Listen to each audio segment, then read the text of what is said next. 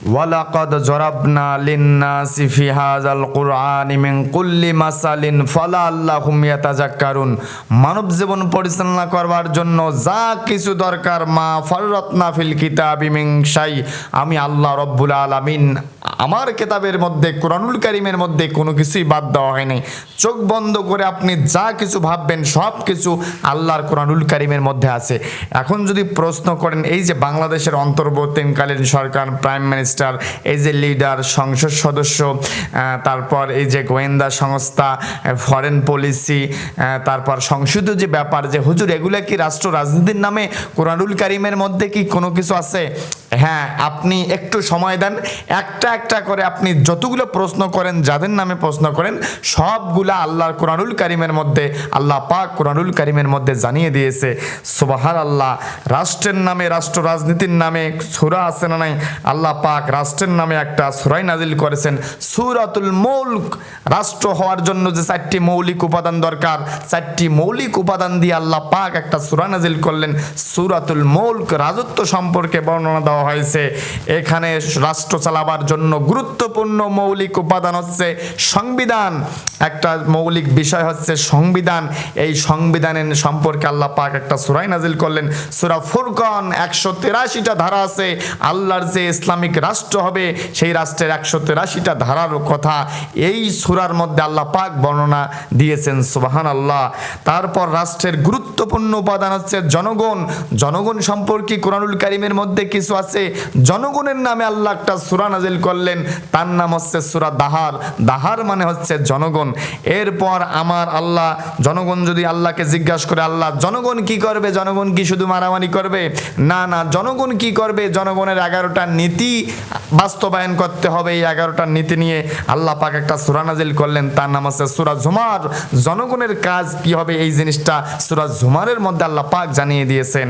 এরপর রাজধানী লাগবে, কারণ একটা সাজানো গোছানো নগরীর মধ্যে সেখানে শাসন বিভাগ, বিচার বিভাগ, আইন বিভাগের মন্ত্রণালয় থাকবে, সেনাবাহিনীর ক্যান্টনমেন্ট থাকবে, সেখানে পুলিশের ডিআইজির অফিস থাকবে, সেখানে বিশাল একটা সাজানো গোছানো একটা নগরীর রাজধানী, যেমন Dhaka city, Delhi city, new York city, গোটা ওয়ার্ল্ডের প্রতিটা দেশের গুরুত্বপূর্ণ কিছু শহর থাকে, সাজানো গোছানো নগর থাকে। তাদের নামে কি কোরআনুল কারীমের মধ্যে কি কিছু আছে? এই সাজানো গোছানো নগরীর নামে আল্লাহ একটা সূরা নাজিল করলেন, সূরা বালাদ। বালাদ মানে হচ্ছে সাজানো গোছানো নগরী। তারপর নেতা, গুরুত্বপূর্ণ একটা নেতা হলো প্রধান উপদেষ্টা বলেন, প্রাইম মিনিস্টার বলেন না কেন, একটা রাষ্ট্রের মেইন প্রধান হচ্ছে একজন নেতা। নেতাদের নামে আল্লাহ পাক সূরা নাজিল করেছেন। শুধু নেতাদের নাম দেন নাই, নেতাদের 8টা গুণের কথা বলেছেন। ইউনিয়ন পরিষদের নেতা থেকে সংসদ ভবনের নেতা পর্যন্ত যিনি নেতা হবে, 8টা গুণ থাকবে। এই 8টা গুণ যার মধ্যে আছে, তাকেই আপনি অন্তর্বর্তীকালীন সরকারের প্রধান বানাবেন, তাকেই প্রাইম মিনিস্টার বানাবেন। এই 8টা গুণ যদি কারো ভেতরে না থাকে, যতদিন জোর করে যদি দায়িত্ব পালন করেন, তাহলে কিয়ামতের দিন আল্লাহর কাঠগড়ায় আপনাকে জবাবদিহি করা লাগবে। এই নেতাদের নামে একটা সূরা নাজিল করছেন, সেটা হলো সূরা ইয়াসিন। ইয়া হরফে নেদা, সিন শব্দের অর্থ হচ্ছে সাইয়্যিদ।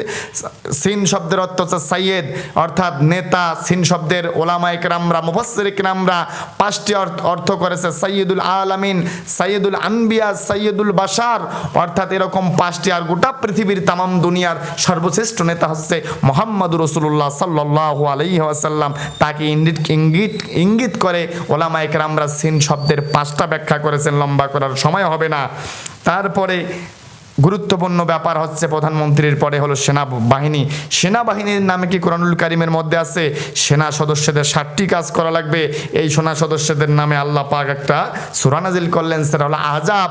সৈন্যবাহিনী, আল্লাহর যে সৈন্যবাহিনী হবে, তাদের নামে সূরা হলো সূরা আহজাব।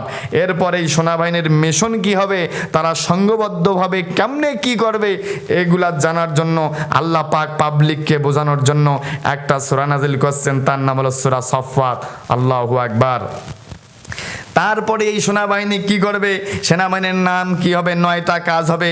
এই সেনাবাহিনী মাঝে মাঝে কিন্তু দেখা যায় বিভিন্ন জোটকে একত্রিত করে একটা বাহিনী তৈরি করে, যৌথ বাহিনী।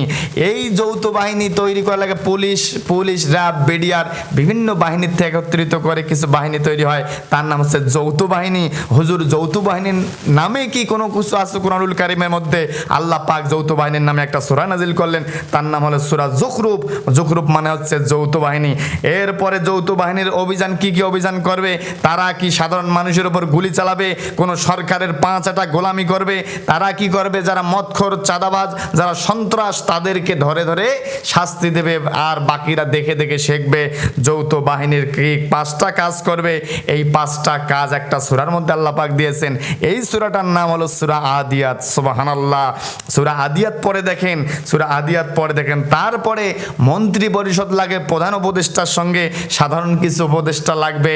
এই উপদেষ্টাগুলোর নামে সাধারণ কিছু মন্ত্রী লাগবে, তাদের নামে পবিত্র কোরআনুল কারীমের মধ্যে কি কিছু আছে, এই তাদের নামে আল্লাহ পাক একটা সূরা নাজিল করেছেন, সূরা শুআরা। পরামর্শ সভা, মন্ত্রী পরিষদ যেরকম একটা সংসদ ভবনের যেরকম পরামর্শ সভা হয়, এরকম একটা সূরা নাজিল করলেন। কি কি পরামর্শ করবেন? সূরা শুআরা। এরপরে জোট করা লাগে। এবার দেখবেন যে বিভিন্ন জোট, সরকার গঠন করতে গেলে আপনাকে জোট করা লাগে। কার সঙ্গে জোট করবেন? এই জোটের মধ্যে 22টা যদি পয়েন্ট, 22টা গুণ, 22টা কোয়ালিটি যদি কোনো দলের মধ্যে থাকে, এই দলগুলোকে আপনি জোটবদ্ধ করবেন। কাকে কাকে করবেন? এই 22টা পয়েন্ট আল্লাহ পাক একটা সূরার মধ্যে দিয়েছেন, তার নাম হচ্ছে সূরা ঝুমার। সূরা ঝুমারের মধ্যে 22টা পয়েন্ট আছে। দেশ ইসলামের জন্য এই জিনিসগুলা, মানুষের কল্যাণের জন্য এই 22টা গুণ যে দলগুলোর মধ্যে থাকবে, তাকে আপনি জোটবদ্ধ করতে পারবেন। কোরআন শরীফের ব্যাখ্যা আপনাকে জানতে হবে আমার ভাইরা। এরপরে জোট করলেন, সমাবেশ করা লাগে। সমাবেশ আপনি কেমনে করবেন? এই সমাবেশের নামে আল্লাহ পাক একটা সূরা নাজিল করলেন, সেটা হলো সূরা জুমা। অনেকেই মনে করে হলো জুমা মানে হচ্ছে জুমার নামাজ, 7 দিন পর পর মসজিদে যাব নামাজ পড়বো, এটা না। জুমা মানে হচ্ছে সমাবেশ 7 দিন পর পর। ইমাম সাহেব, ইমাম মানে হচ্ছে নেতা, সমাজের এই নেতা, সমাজের মানুষের পরিবার থেকে রাষ্ট্র পর্যন্ত আল্লাহর কোরআন এবং রসুলের সুন্নাহ অনুযায়ী প্রতিটি বিষয় মানুষকে দিক নির্দেশনা, নেতৃত্ব দেওয়ার জন্য জুমার নামাজে ফজরের ফরজ নামাজ 4 রাকাতের জায়গায় আল্লাহ পাক 2 রাকাত করে, বাকি 2 রাকাত খুতবা শোনা ওয়াজিব করে দিয়েছেন। সুবহানাল্লাহ। এই নেতার নেতৃত্ব শোনানোর জন্য। এরপরে আল্লাহ পাক আরেকটা জিনিস মনে রাখতে পারেন, হুজুর এই সমাবেশ না হয় বুঝলাম, কিন্তু ঢাকার পল্টন ময়দানে মাঝে মাঝে আমাদেরকে বড় সমাবেশ করা লাগে, বিশাল সমাবেশ করা লাগে। যে বিশাল সমাবেশ করা লাগে, এই সমাবেশের নামে পবিত্র কোরআনুল কারীমের মধ্যে কিছু আছে না নাই? এই বিশাল সমাবেশের নামে একটা সূরা নাজিল করলেন, সেটা হলো সূরা হাসর।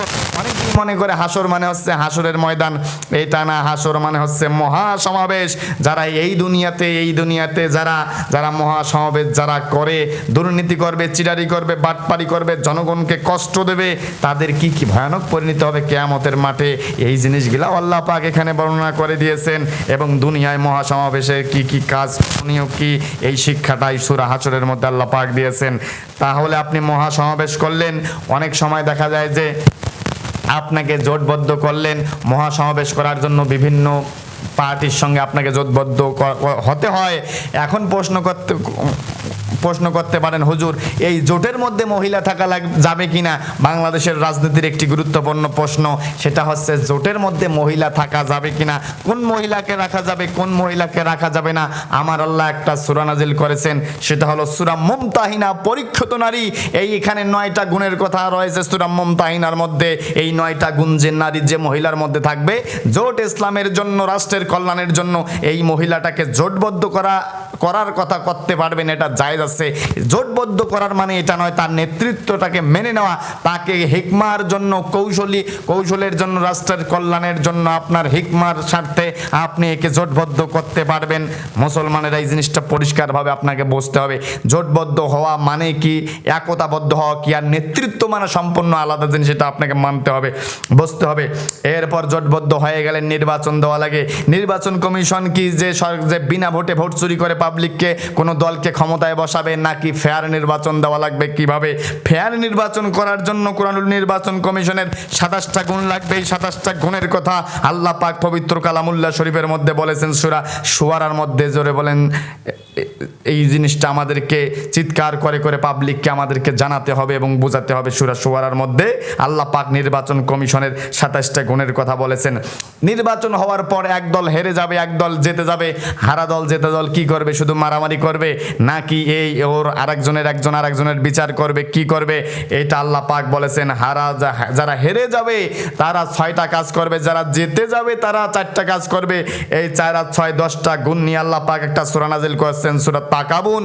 হার জিতের সূরা। জনগণ যারা নির্বাচনে হেরে যাবে তাদের কাজগুলা আর জেতা লোকের কাজের কথা সূরা তাকাবুনের মধ্যে বলেছেন।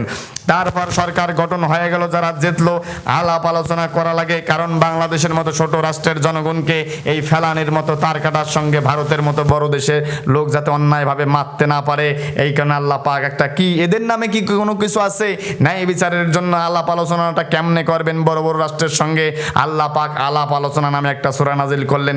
সেটা হলো সূরা মুজাদালা। তার মানে হচ্ছে আলাপ আলোচনা। কি কি আলাপ আলোচনা করবেন দেশ ইসলামী রাষ্ট্রের মধ্যে আল্লাহ পাক এই সূরার মধ্যে জানিয়ে দিয়েছেন। এরপর পররাষ্ট্র নীতি লাগে, নিজের ছোট দেশের কল্যাণের জন্য, বাংলাদেশের দেশের মধ্যে কল্যাণের জন্য বড় বড় রাষ্ট্রের সঙ্গে আপনাকে চুক্তিবদ্ধ হওয়া লাগবে, পররাষ্ট্র নীতি লাগে। পররাষ্ট্র নীতির নামে আল্লাহ একটা সূরা নাজিল করলেন। কোন কোন জিনিসগুলো পররাষ্ট্র নীতিতে থাকবে এই নীতিগুলো দিয়ে একটা সূরা নাজিল করলেন, তার নাম হলো সূরা জাসিয়া।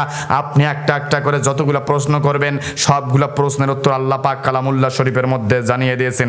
এরপর প্রতিনিধি লাগে, অর্থাৎ রাষ্ট্রদূত লাগে বিভিন্ন রাষ্ট্রে, পৃথিবীর প্রতিটা রাষ্ট্রের মধ্যে যেরকম বাংলাদেশের রাষ্ট্রদূত আছে, বাংলাদেশে বিভিন্ন রাষ্ট্রের দূতাবাস আছে, রাষ্ট্রদূত আছে।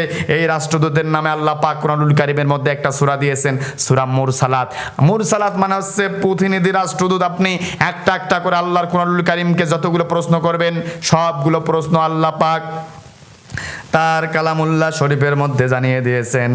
এই কারণে আমার আল্লাহ পবিত্র কুরআনুল কারীমের মধ্যে বলেছেন, ওয়ালাকাদ জরাবনা লিন্নাসি ফি হাযাল কুরআনি মিন কুল্লি মাসালিন ফালা আল্লাহুম ইয়াতাযাক্কারুন। মানব জীবন পরিচালনা করবার জন্য যত দৃষ্টান্ত, আলোচনা, নসিহত যা কিছু দরকার, মা ফাররাতনা ফিল কিতাবি মিন শাই, আমি আল্লাহ রাব্বুল আলামিন আমার কিতাবের মধ্যে, আমার কুরআনুল কারীমের মধ্যে কোনো কিছুই বাদ দেই নাই। যতগুলো বিষয় আলোচনা, নসিহত কালামুল্লাহ শরীফের মধ্যে সমস্ত কিছু আল্লাহ পাক আমাদেরকে জানিয়ে দিয়েছেন। তাই আল্লাহর কোরআনকে জীবনের প্রতিটি পর্যায়ে আমাদেরকে অনুসরণ করা লাগবে, অনুধাবন করা লাগবে। শুধু করবে না, ভয় এবং তাকওয়া নিয়ে আল্লাহর কোরআনকে অনুসরণ করা লাগবে। কারণ এই কোরআন দিয়ে আল্লাহ পাক অনেককে হেদায়েত দান করেছেন, অনেক জাতিকে আল্লাহ পাক এই কোরআন দিয়ে পথভ্রষ্ট করেছেন। ইউদিল্লু বিহি কাসীরা ওয়া ইয়াহদি বিহি কাসীরা ওয়া মা ইউদিল্লু বিহি ইল্লাল ফাসিকিন। আল্লাহ পাক পবিত্র কোরআন দিয়ে অনেককেই হেদায়েত দিয়েছেন, অনেককেই গোমরা বানিয়ে দিয়েছেন। আবু বকরের মতো মন যার থাকবে তাদেরকে আল্লাহ পাক হেদায়েত দেবেন, আর আবু জেহেলের মতো মন যাদের থাকবে তাদেরকে আল্লাহ পাক গোমরা বানিয়ে দেবেন, পথভ্রষ্ট করে দেবেন।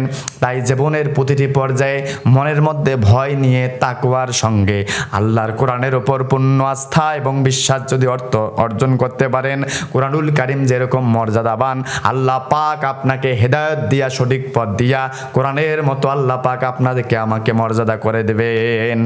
এই জিনিসটা আমাদেরকে বুঝতে হবে। সমকালীন পৃথিবীর প্রতিটি প্রশ্ন, সায়েন্স, টেকনোলজি, বিজ্ঞান, অ্যাস্ট্রোলজি, শাসন বিভাগ, বিচার বিভাগ, আইন বিভাগ, প্রতিটি বিভাগ আল্লাহর কোরআনুল কারীমের মধ্যে আছে। এটাকে আমাদেরকে বুঝতে হবে, জানতে হবে আল্লাহর কোরআনুল কারীমের ব্যাপারগুলো কি বলেছেন। আল্লাহ পাক কোরআনের শিক্ষার ওখানে প্রতিটি জায়গায় ওয়াইউআল্লিমুহুমুল কিতাব ওয়াল হিকমাতা, কিতাব শিক্ষার পাশাপাশি আল্লাহ হিকমার শিক্ষার কথা বলেছেন। কিতাব হলো আসমানি কিতাবের ইলম, যেটা এটা শিক্ষা গ্রহণ করা লাগবে। হিকমার শিক্ষা, কৌশলী জ্ঞান, উপকারী ইলম আপনাকে শিখতে হবে। উপকারী ইলম হলো আপনি পানি যে পাত্রে রাখবেন সেই রূপ ধারণ করে, আপনি মাটি যেই পাত্রে রাখবেন সেই রূপ ধারণ করে আজকের পৃথিবীর মানুষের কল্যাণের জন্য, আজকের পৃথিবীর গোয়েন্দা সংস্থা মোসাদ, সিআইএ, আজকের পৃথিবীর শাসন বিভাগ, বিচার বিভাগ, আইন বিভাগ, আজকের পৃথিবীর WHO ওয়ার্ল্ড হেলথ অর্গানাইজেশন, আজকের পৃথিবীর IMF, আজকের পৃথিবীর ব্যাংকিং সেক্টর, আজকের পৃথিবীর প্রতিটা রাষ্ট্র সম্পর্কে, ইউনাইটেড নেশন সম্পর্কে আপনাকে জানতে হবে। গোটা পৃথিবীর সাম্রাজ্যবাদী পাওয়ারফুল ভেটো দেওয়া রাষ্ট্র সম্পর্কে আপনাকে জানতে হবে। বাংলাদেশের মতো ছোট রাষ্ট্রগুলাকে তারা কোন চোখে দেখে, তারা কেমনে কাউকে শাসন ক্ষমতায় বসায়, কেমনে উৎখাত করে, এটা আপনাকে জানতে হবে। যদি আপনি এই জিনিসগুলো জানতে না পারেন, আমাদের এই মূর্খতা অজ্ঞতার কারণে গোটা বাংলাদেশের মানুষ একদিকে থাকার পরেও আজকে জালেমরা দীর্ঘদিন যাবত ক্ষমতায় ছিল, তারা আমাদের চোখকে বোকা বানিয়ে, ধোকা দিয়ে বোকা বানিয়েছে। এই পাবলিক যাতে বোকা না থাকে, এই জিনিসটা বোঝানোর জন্য আমার আল্লাহ বলেছেন ওয়াইউআল্লিমুহুমুল কিতাবা ওয়াল হিকমাতা, আল্লাহর কিতাব শিক্ষার পাশাপাশি যদি রাষ্ট্র ক্ষমতায় নেতৃত্ব দিতে চাও, পাবলিক যদি নেতৃত্ব দিতে চায়, তাহলে হিকমার শিক্ষা, হিকমার কৌশলী শিক্ষা, উপকারী যে এলেম, আল্লাহর নবীর পা থেকে মাথা পর্যন্ত, পরিবার থেকে রাষ্ট্র পর্যন্ত যে শিক্ষাগুলো দিয়েছে, এই শিক্ষাটা আমাদেরকে গ্রহণ করা লাগবে। আল্লাহ পাক যেন পবিত্র কালামুল্লাহ শরীফের সঠিক জ্ঞান, সঠিক বিষয়গুলো আমাদেরকে উপলব্ধি করার জন্য আল্লাহ যেন আমাদেরকে তৌফিক দান করে। আমিন।